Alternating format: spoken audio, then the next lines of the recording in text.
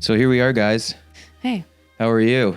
We are Bob Billiams Productions. Mm-hmm. I am Keylee. I'm Micah. Stories are medicine. That's a big theme of our mission statement, I would say. Yeah. Stories are medicine is like a mantra that has really helped me. It's helped us. We found a lot of inspiration from it. I found it in a book, Women Who Run with the Wolves.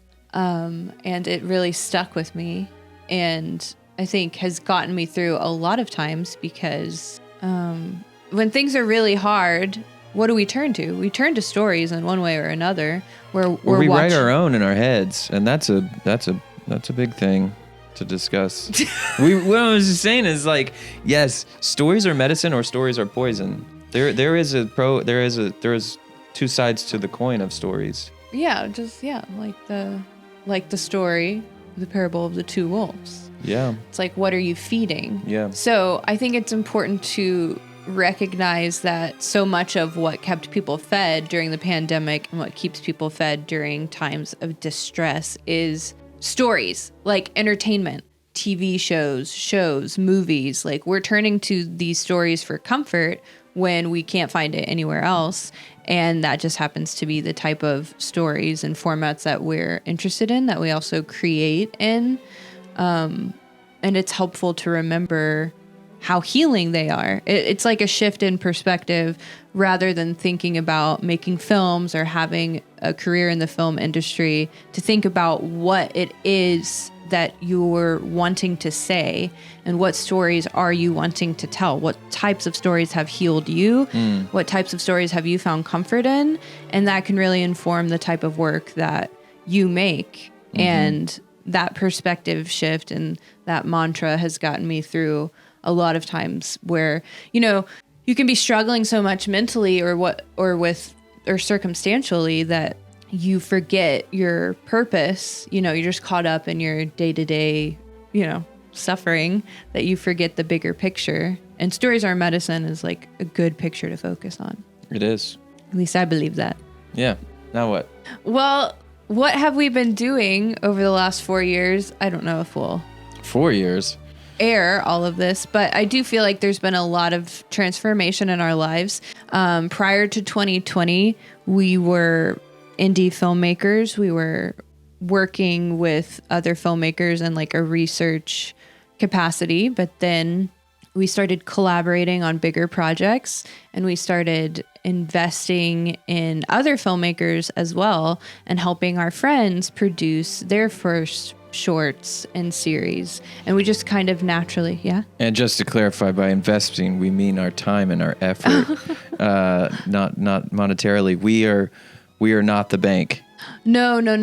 Yeah. And I think that, I don't know, I think people could look at our body of work because we have made multiple series and we did invest money in them, that we're somehow connected to money, but we're all connected to money, but are we connected to getting large sums of money dropped in our laps? No, we worked very hard for every dollar that went into every show and every short that we produced. And it took years sometimes to build up the investment, to invest in ourselves. Like, we get it. Yeah, we're just like you. We work shitty day jobs, babies. We're always evolving, trying to develop new skills and work less shitty day jobs. But doing what you got to do to survive in whatever town you're living in as an artist, whether you're in LA or New York or wherever you're living. Yeah.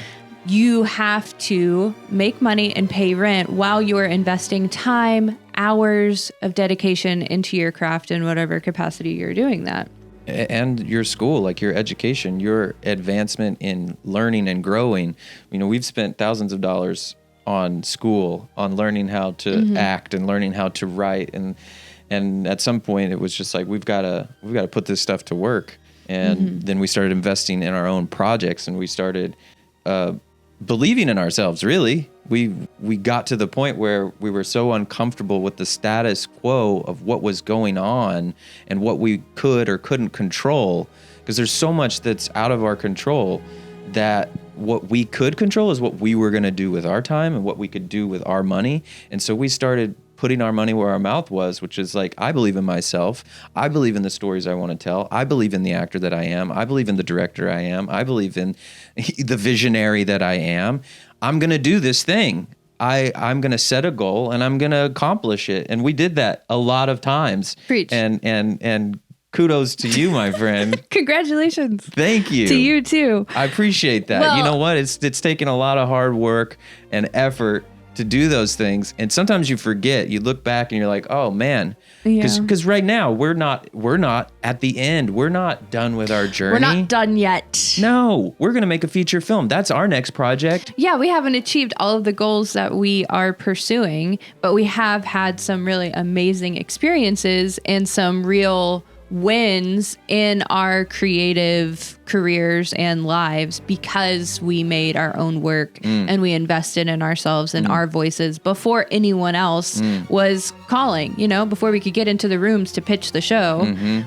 Before we could get into the rooms we wanted to be in to audition for the shows that were really good, we decided to bet on ourselves and make our own really good show. And that's paid off. And we want to encourage anyone who is out there watching or listening to this, who is an artist, who is an actor, who is exactly where we were 10 years ago, which was feeling very disempowered, very overwhelmed at the powerlessness that you're feeling as an artist with something to offer, as an actor with a gift. You're good at what you do. You believe in yourself or you wouldn't be pursuing acting, but it's so hard to get into a place where you're able to tell a story you believe in or share your gifts.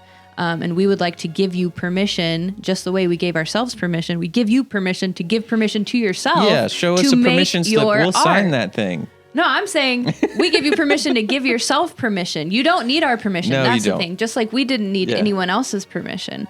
The only person's permission you need is yourself. Take your art seriously. Invest in yourself. Believe in your creative voice. Develop it. We developed our voices in a lot of different ways. We could still are developing it. Yeah. It's a never-ending process. Like you don't arrive. You grow. Yeah. You grow. And wherever you are in your financial life, you can get so much information for free. Like this YouTube video, we've learned so much from other YouTube videos. Watch our show. Seriously, watch our show. It's there. You're about to say it. Success leaves clues. Clues. Our show is clues. Yeah. And we made that show from following other people's clues. We watched Mark Duplass's South by Southwest speech. I don't know if that was 2015 or I think it was 2015, which was so long ago now. But his message was the Calvary isn't coming. And so we learned from that. And we had a point, in our lives where we're like, okay, this is it. We're going to save money. We're not going to pay for acting classes anymore. We're not going to go out and go on these weekend trips like we could with our day job money. Yeah, we're not going to go out on the weekends. We're not going to go out to eat excessively. We're not going to spend money on frivolous stuff. We're not going to overspend on clothes. We're not going to overspend on... We're going to make some sacrifices because what do we want to do? At that point in time, when we were watching the 2015 video, we had made our first show, I think. We had made our first web series, which was Talk, which was just, you can watch it on our a playlist on our channel. It was us in our apartment with two friends who were talented behind the camera. Content creators, 2 cameras and some simple microphones, some lavalier microphones. You can see it. It's very simply done and simply made, but... And we're proud of it, man. We're proud of it. And it's a part of our journey. It was a stepping stone and a huge turning point, I think, in our confidence building. Yeah. We tried our go at a first show and, it wasn't perfect, but there were moments where we were like, oh, that's really good. Right. Or we would watch our friends watch it and they would laugh at something and we would almost be surprised that, oh my God, that worked. We're refining our voices. We're doing something that feels good to us as actors. We're playing versions of ourselves. We're playing elevated versions of ourselves. We're getting to play a game that we're good at and, humor that comes naturally to us that we enjoy. And it was working. And so it encouraged us to continue to develop that and that it would be a wise investment to use our gifts in a larger scale. And so then we decided to do that. After the Calvary Isn't Coming speech, we were saving our day job money, and we were saving up for what ultimately became Home, which was our second series. And it got... There was a lot of years between that first series and that second series because we decided we wanted to learn something bigger and something more. We wanted to learn narrative. We wanted to learn episodic. You know, we wanted to enmesh ourselves in something that we were striving to do, but that we felt that we could digest, that we could pull off on our own with the resources that we had, with the friendships that we were creating. It seemed manageable.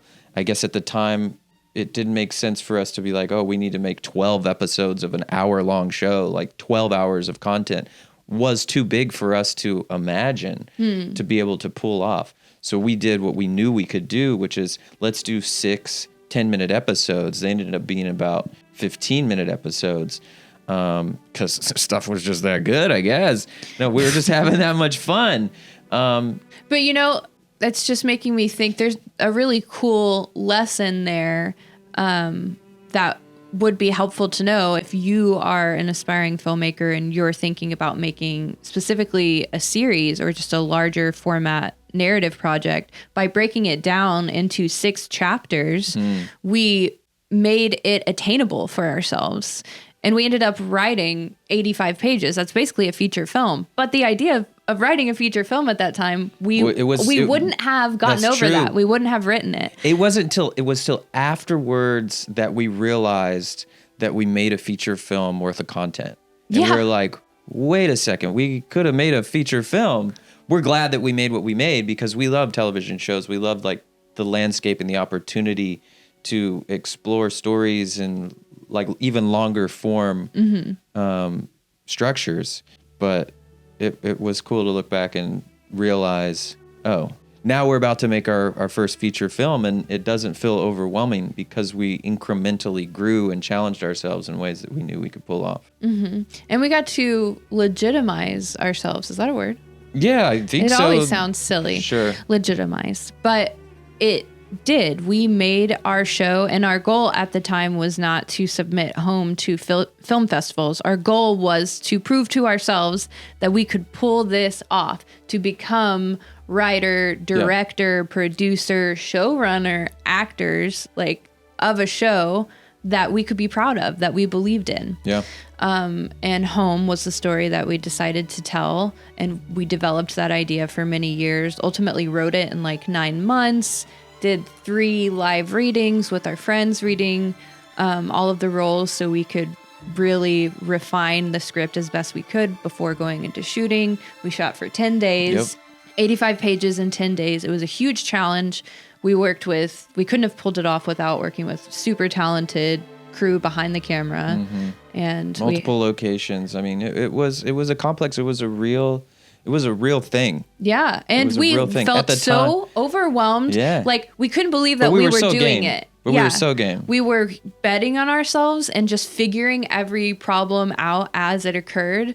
But we also it felt unreal that we were actually pulling it off. It still feels unreal. Yeah. Sometimes when people ask us about our work, they're like, what's your creative process like? Or how does it feel to have written and directed like this many projects? And it feels surreal because I still feel like the same actor I was 10 years ago who was having fights with Micah because I'm like, well, I don't want to figure it out. I wasn't yet ready to. It feels so overwhelming when you're just sitting there and you see what Phoebe Waller-Bridge is doing, or Issa Rae, or Mark Duplass, or Donald Glover, and you see them completely creatively owning a show, and you're like, oh my God, that's one of my favorite shows. I want to do that. But then breaking down how to actually do that feels so overwhelming. It's paralyzing. Right.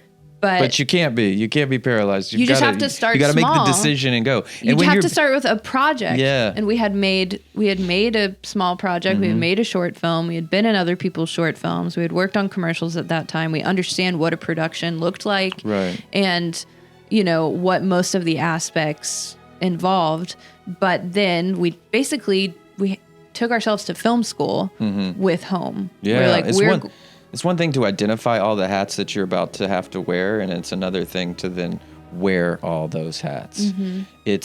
And then looking back at it now, like the amount of, I mean, like we were driving the production van, we were setting up Crafty, we were making the coffee, we were every department that we didn't hire, and the people that we did hire were one-person departments. We had support, and you need support. Obviously, you can't literally make home alone. Oh, hey! Excellent movie. But we spearheaded, we produced that thing together. We directed that thing together. We wrote that thing together. And we started we cast that together. thing together. Yeah, and we cast a lot of our talented friends, you know, super great actor friends who we also think aren't getting hired enough, you know? We're all in the same boat. Yep. We're in the same industry that is just really not working well. But we have so much to offer, all of us individually. You who's watching this, you have so much to offer. You have a voice, you have a gift, you have a story to tell, and you are worth the time and money and dedication to invest in yourself as a multi-hyphenate artist, even if you're not that yet. And we have seen our friends become multi-hyphenate artists. We have mentored other actors into becoming multi-hyphenate artists, not by doing the work for them, but by sharing things that we've learned along the way, and kind of what we're doing right now, breaking down our story and the things that we learned along the way, because we went a very out of the box route. We didn't go to film school. We're both theater kids. We have our BFAs in acting. Didn't know that this would be our path. It wasn't necessary. You know, it was a great learning experience. It was a great environment to learn and grow. It was a community of like-minded, creative people, which is, we're going to beat that drum a lot, because that's what we're trying to create, is a community that we can help the future filmmakers that are just a few steps behind us. Like, if I knew me 10 years ago and he would talk to me about the project I was struggling with getting off the ground, I would have been over the moon. Like, there's a deep part of me that like really wants a mentor, that really, really wants somebody to like take an interest in me and what I want to make. And that has happened at different times in my career, in my life, and it's always been super impactful and super important to me. But it's harder to find than you think. It really is. And to have somebody that's like consistently encouraging you, somebody that's consistently giving you the roadmap to know where to go next and to know where to avoid next. You know, we learned a lot of things the hard way. You don't necessarily have to do that. There is a lot of information out there. We love sharing a lot of information. We're going to continue to share a lot of information, and we want to be a resource for you guys, because we want to be the thing that we didn't have.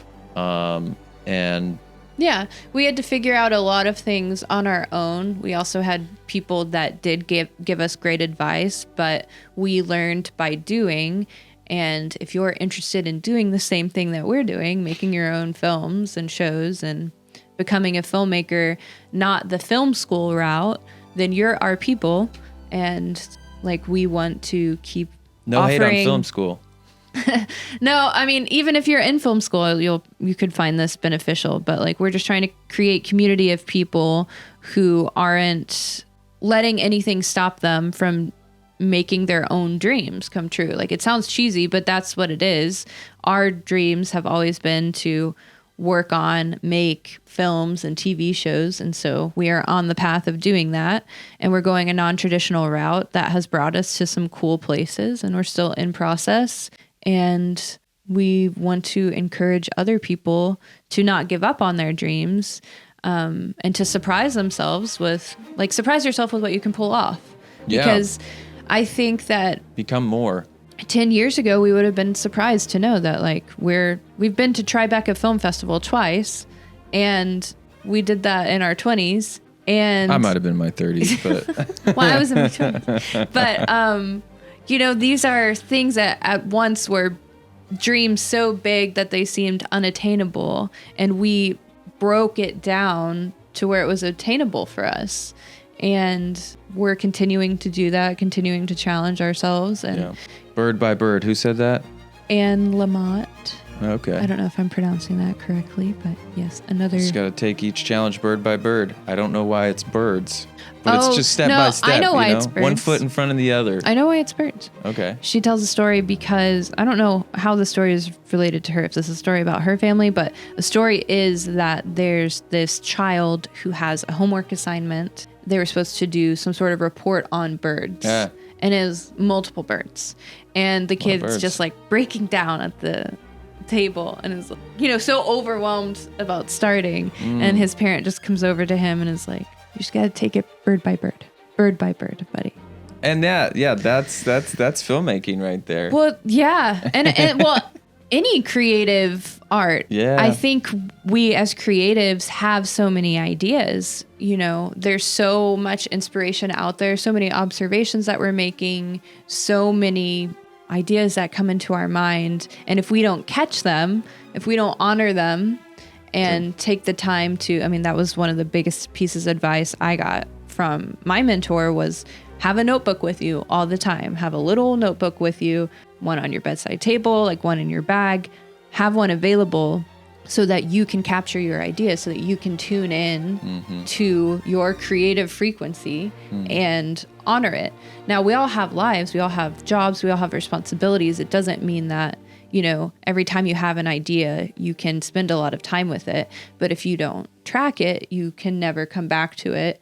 And it's when you come back to it and you do spend time developing it that you can make really wonderful things. And you got to take it idea by idea, bird by bird. Step by step. Day by day. Day by day. Because we are actors who became writer, director, producers, I think a lot of actors doubt themselves as writers or doubt their ability to write. Sure. And I think most people want to do one thing. I think mostly. I don't know. Not in this days and age. Like everybody's doing multiple things. I don't think you can. Things. I don't think that's an option. I think we all have to become more. Well, that I guess I can speak personally. One of the things that I felt most insecure about was just like being a bad writer and people being able to tell that I didn't study this and I didn't. She didn't study this. I did not study it, and I have not been in a room that is full of writers, therefore a writer's room. And so, so as actors, we have insecurities like, oh, I haven't been on this type of project, so I don't have this type of status. Like we're all doing this thing where we're comparing each other. Then when I put myself in this other category, then I had a different set of insecurities. Like, oh, now I'm going to be thought to be a fraud as a writer too.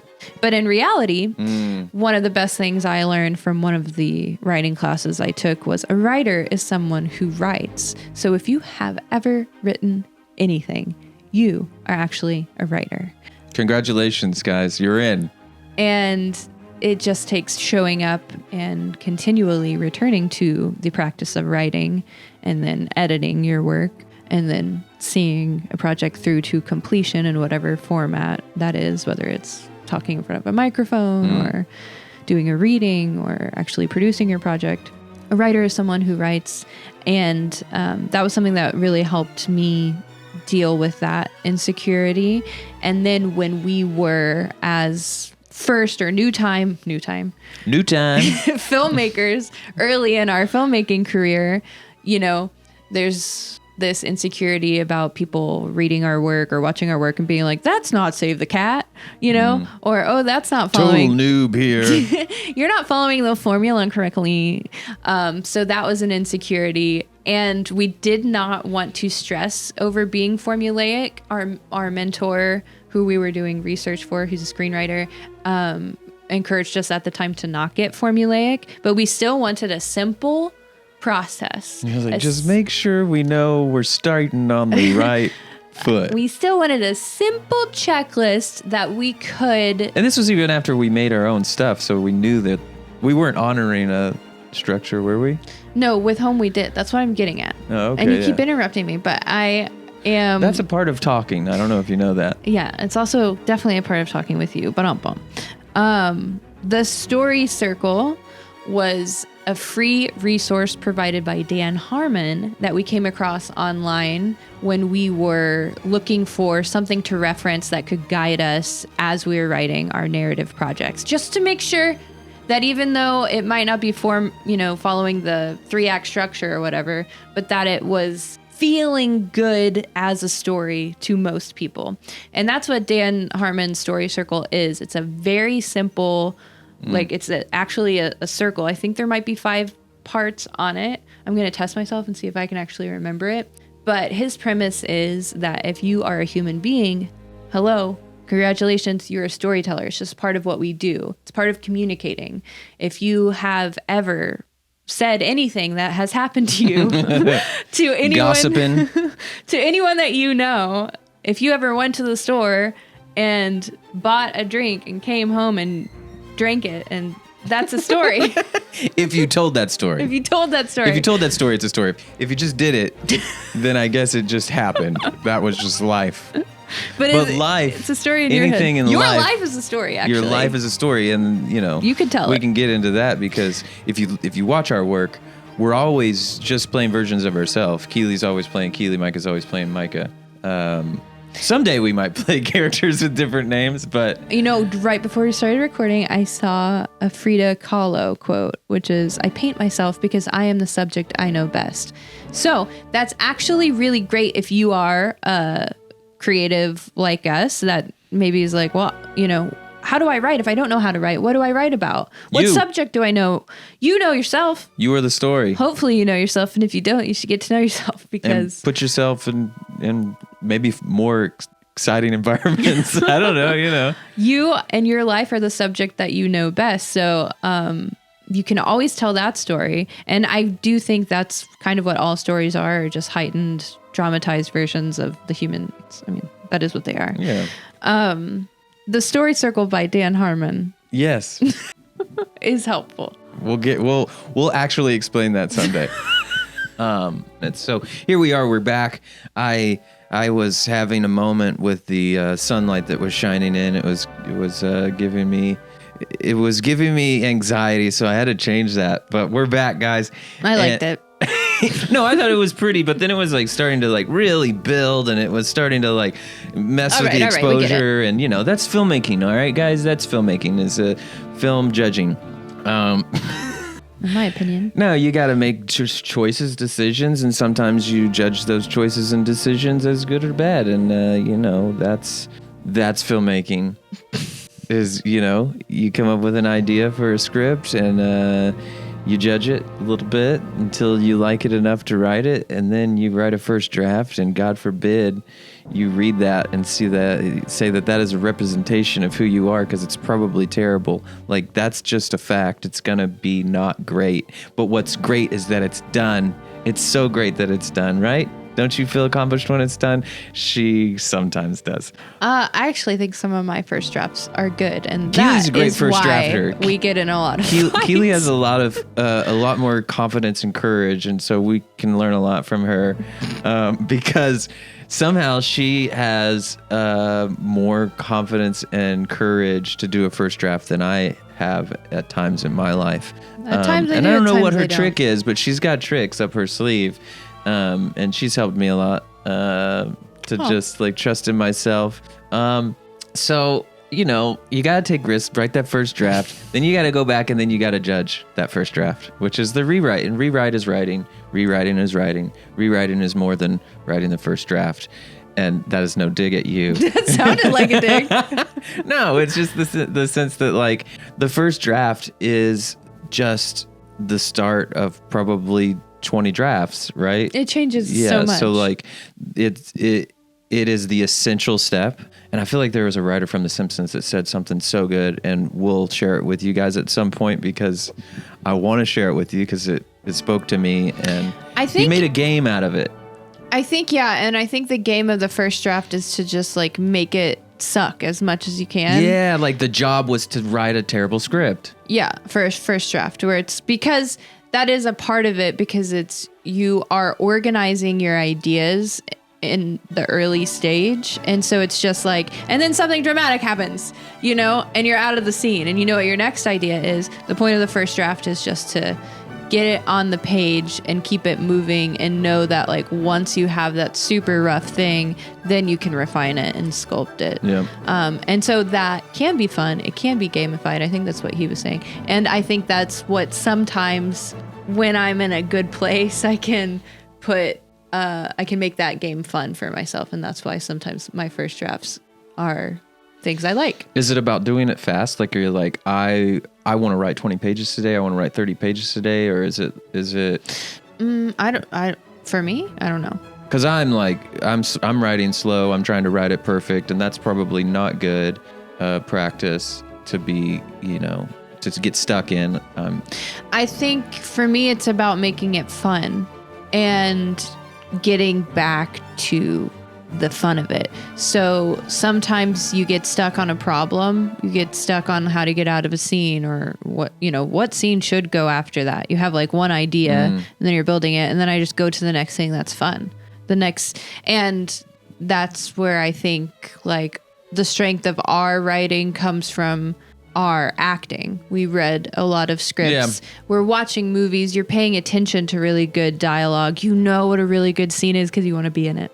And so that can be fun for me when writing because I'm like, oh, I have an idea for a really good scene. Like, I want to say this right now. Or like, you know, I know this my friend character. would love this. Yeah. Yeah. Or, yeah, I heard this quote and like, oh, what if that was a scene? Like, it starts with that, you know, because you're taking something that's not your story, but you're putting it in your world and it can be fun. So that's where we are right now, guys. That was the timer. Oh, we paused and had a fight. The camera and had a fight. That's right. You got to have fights, you know, good fights. Nothing like a good fight. Well, I guess you were describing the writing process. Yeah, just arbitrarily. There you go, guys. That's the writing process. One and done. There's your nugget of... That's not all. That's not all of it. There's a lot that goes into making a successful piece of content, short film, web series, feature film.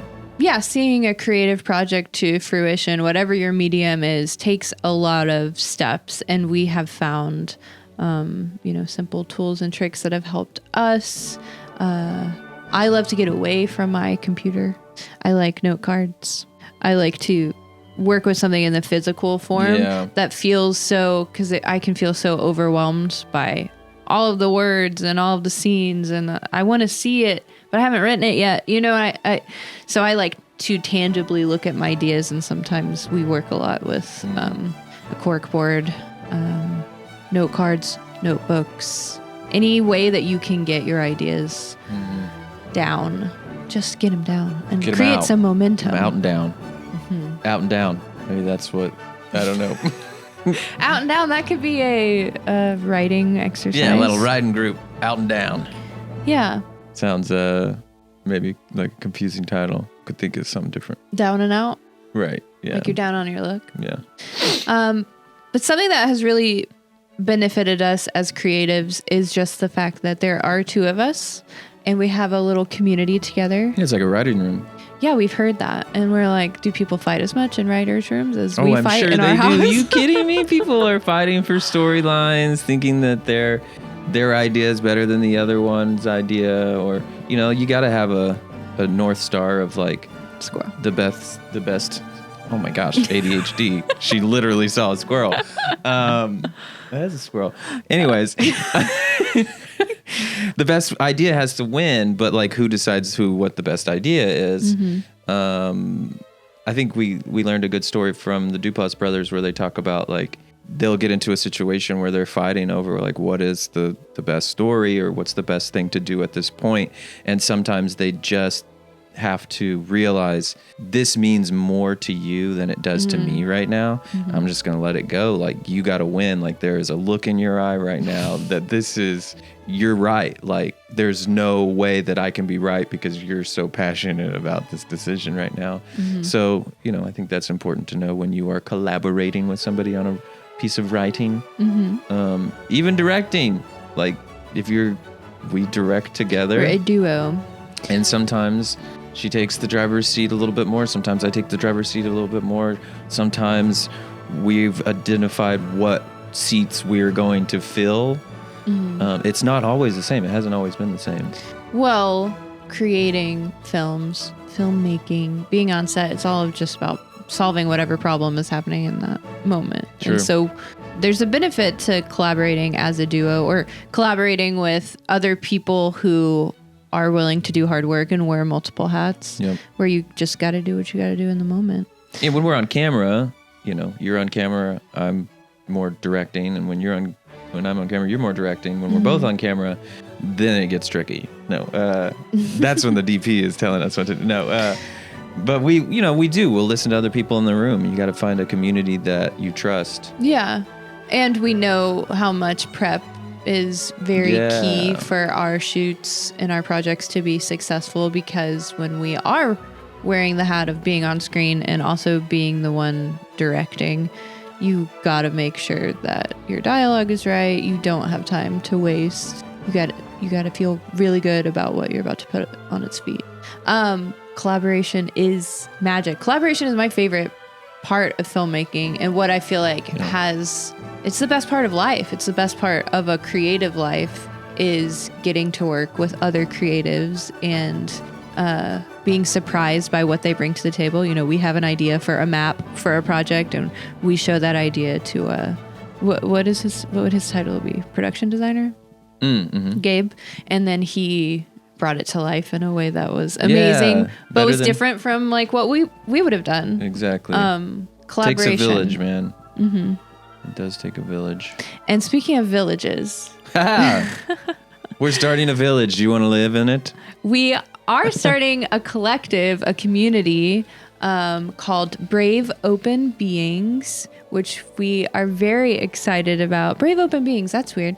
Bob, did we do that on purpose? Yes, of course we did it on purpose. We're writers.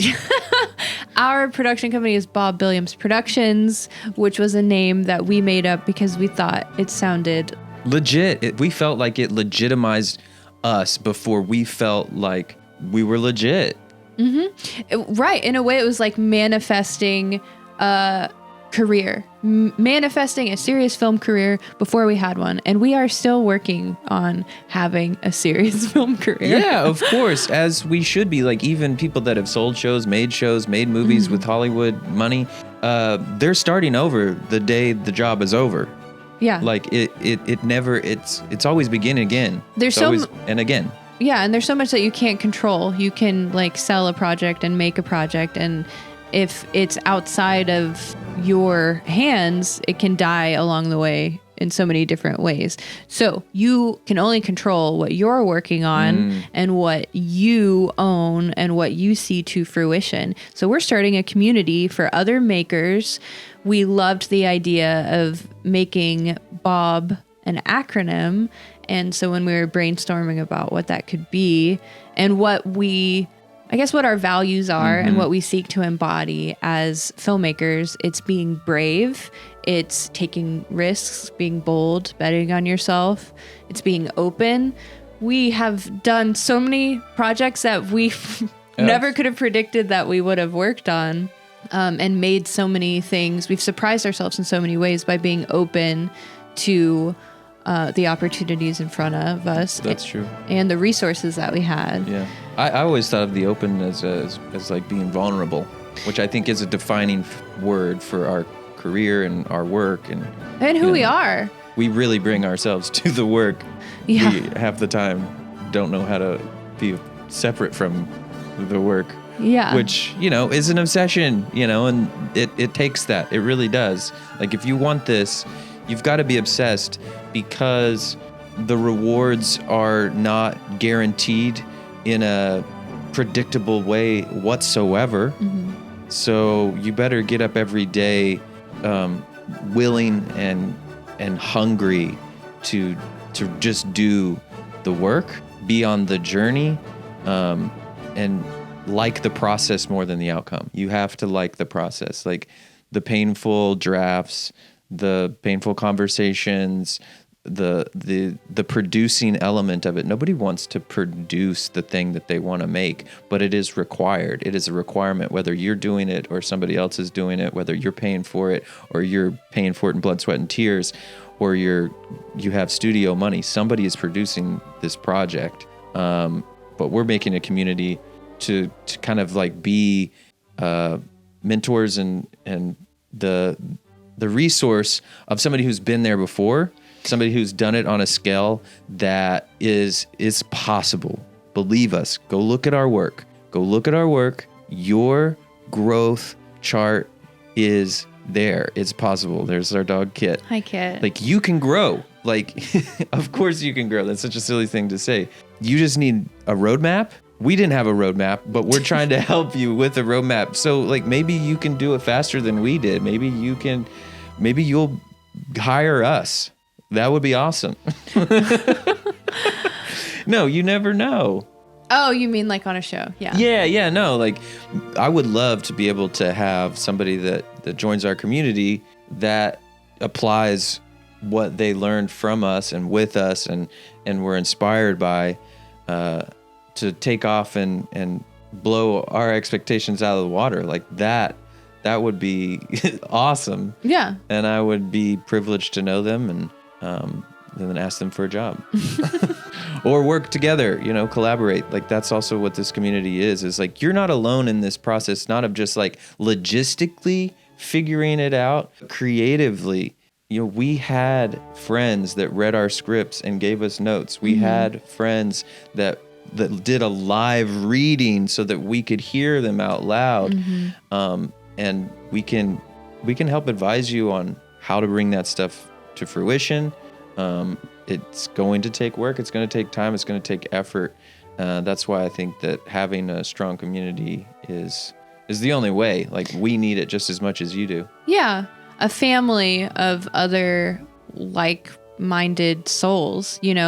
If you are an artist, like, you're part of our family. And if you happen to want to make films and series and be creative in the same format that we're creating in, we'd love to invite you to apply to our one-on-one mentorship program, because we're going to be working with a number of people this year and helping them as they bring their ideas to life. So if you have an idea for a project and you can't figure out how to break through a stage of it, whether that's the initial stage of like organizing it into an actual script, or whether that's the stage of producing it, or whether that's the stage of putting it out there in the world, and you need support, we would love to help you see your project to fruition through not only what we've learned, but just our insight and our notes on your scripts, on the resources that you have, on what your goals and plans are. It's so beneficial to just have someone checking in with you and seeing, okay, well, what's going on with that pilot that you're writing? Just someone who's interested in your ideas, who believes that your art is important and believes that you should show up for them and can help you do that. And challenge you to, like, hey, I think you need another draft on this. Sometimes you need somebody to tell you that, and somebody to give you a little bit of a nudge to, I think you should work harder. It's essential. Like, I'm not saying like in a mean way, but you this is not a fast thing. Like, we're in a culture that we want everything now. We want everything fast. We want to be famous yesterday. We want to have sold our script yesterday. We want to have made our feature yesterday. It's a slow developing an idea, getting the team together to make the idea come, and then you got post. Then you have editing, you got sound, you got music, you got color, there is a lot that goes into this. Well, and then you have to decide your release strategy. There you go. Whether that's film festivals or what app should this live on? Yeah. Where does your idea need to be showcased? What avenues, how could you get it in front of people, our decision makers that could maybe change your life? It happens. Hard road, but we're here to to go down that road with you. Yes. So if you would like to learn more about our mentorship program and to apply to it, schedule a call with us. We'd love to connect with you, and we can Ring. walk you through that process. If you're already ready to apply, we can send you that application link directly. We really believe in future filmmakers. We believe in people who believe in themselves.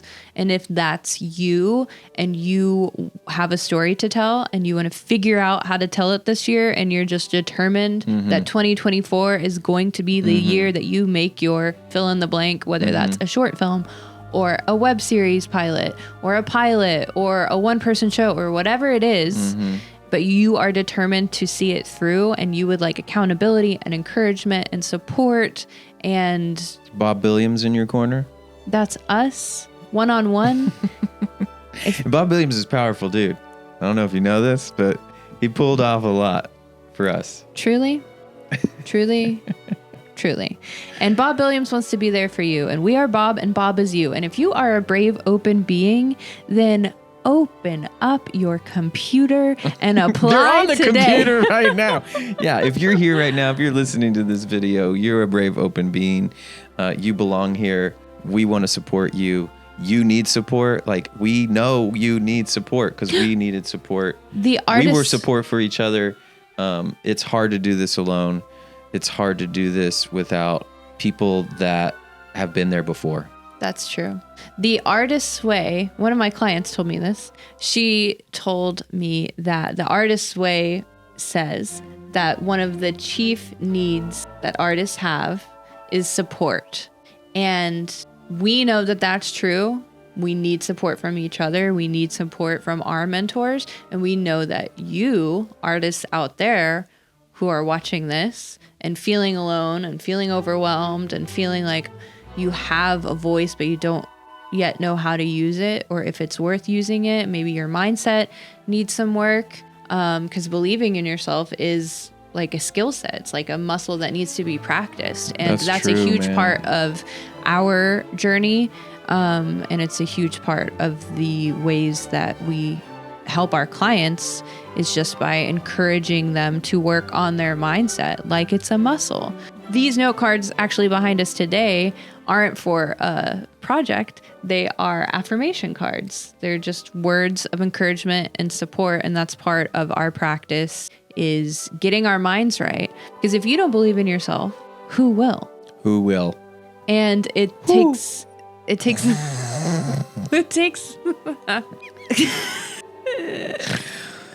Yep. That's what you get with us, guys. A lot of laughs, a lot of love, a lot of support, and a couple of noogies from here and there. You know, you gotta have. Yes. Yes, We love and. you. We believe in you. Storytellers, future storytellers, creatives, Yep. makers, doers. You are the most important thing right now. Not to brag on you. Well, I really believe that, though. What artists do is we tell stories that connect with other human beings, and it's through connection that healing happens.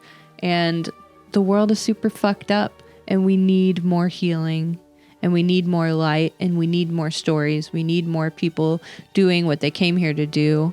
We need more people believing in their dreams and making them come true. And I'm rapping. And Ooh. we should connect. Yeah, no, if it's you, you know what we just described. You know what our journey is now. It's just a matter of, like, do you want our help? Like, we know we can help. If you want our help, we're here to help. If you don't want our help, that's fine too.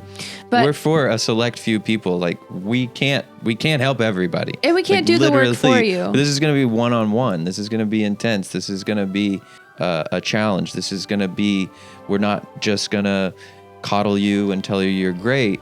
We're going to challenge you to do the thing that you say you want to do, To which show up is a for yourself. big thing. Are you going to show up for you? Like, this is an investment, like, not just of your time, but this is an investment of your money too. Like, you want our time, and we value our time. Like, we are creators, and we have to really take care of the time that we spend because we want to create our own dreams and we want to bet on ourselves continually as well. So in order for us to invest our time in you, we need you to invest in us, and just know that our heart and our intentions are pure, are good, and we believe in you, and we are here for you, and we're cheering for you.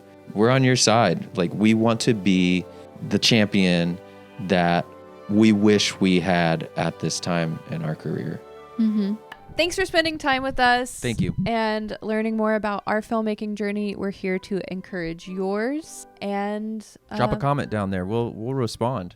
Yeah, tell us what you're working on. Tell us what questions you want us to answer. Bob Williams out. Bob Williams out. Make your art. Wow, it looks cool. Should I read from my diary?